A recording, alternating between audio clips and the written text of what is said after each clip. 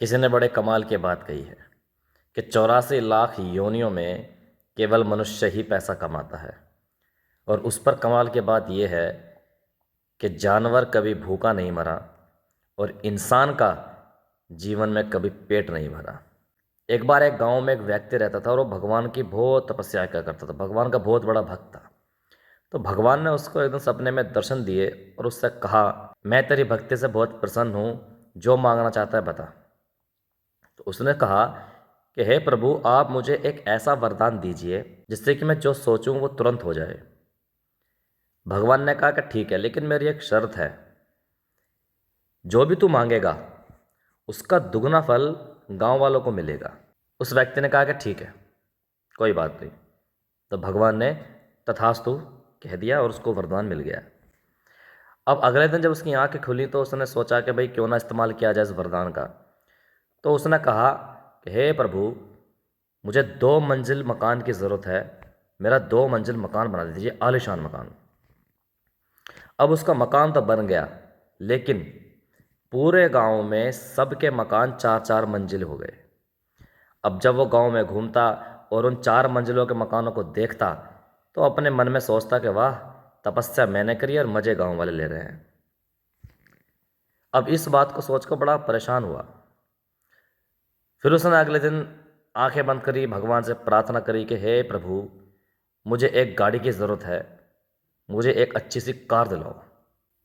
तुरंत उसको कार मिल गई, लेकिन गांव में जितने भी घर थे सबके आगे 2-2 कार खड़ी रही।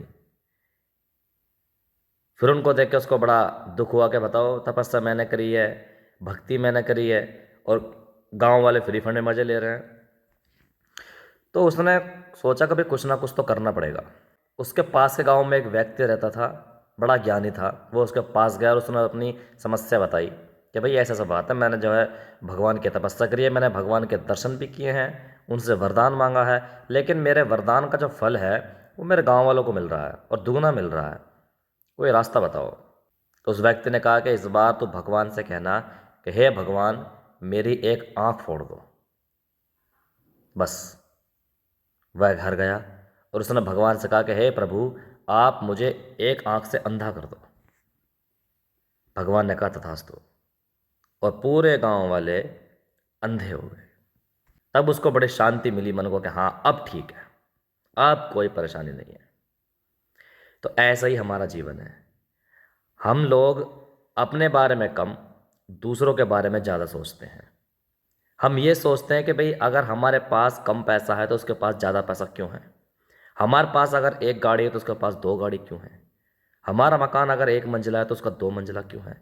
बस इसी चक्कर में घूमते रहते हैं और अंदर ही अंदर घुटते रहते हैं, दुखी होते रहते हैं।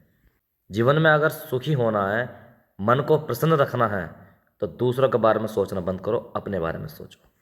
आपको जैसा जीवन मिला है बेहतर मिला है, दूसरों को जैसा मिला है वो उसको कर्म के हिसाब से मिला है। जैसे उसने कर्म किए वैसा उसको उसको जीवन मिल रहा है। जैसे आपने कर्म किए वैसा आपको जीवन मिल रहा है। तो दूसरों के बारे में सोचना बंद करो, अपने बारे में सोचो, जीवन में सुखी सुख रहेगा।